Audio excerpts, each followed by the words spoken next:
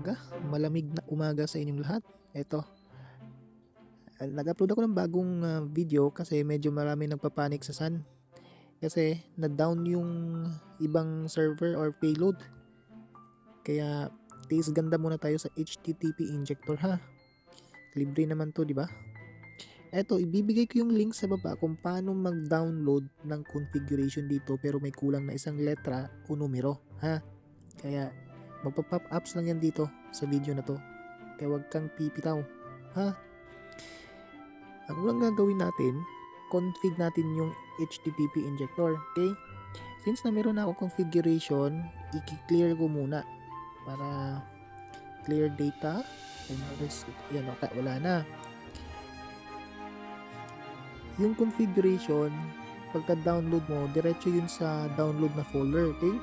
Kaya hanapin mo lang. Nakita mo yung bond paper sa baba, sa taas, yung may tupi. Click mo yan, import mo, config, tapos internal.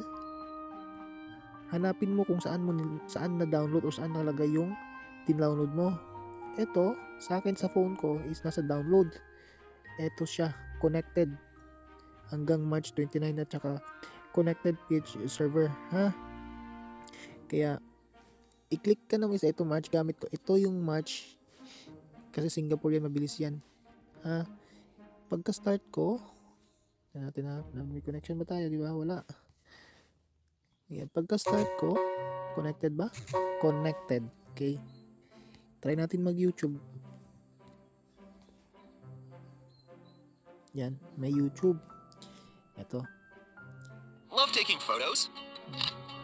Join Guru Shots, the world's greatest photographer.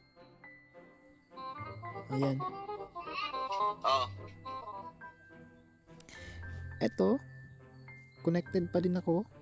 Kaya yung link nasa baba at saka paki-like and subscribe na lang para sa bagong OVPN, HTTP, KTR at saka Spark VPN. Magbibigay ako mamaya. Like and subscribe na lang para malaman natin ang mga bagong update. Siguro mamayang hapon na ako magbibigay ng mga bagong OVPN na gagana sa mga payload tsaka KTR. Susubukan natin ha. Hanggang sa muli.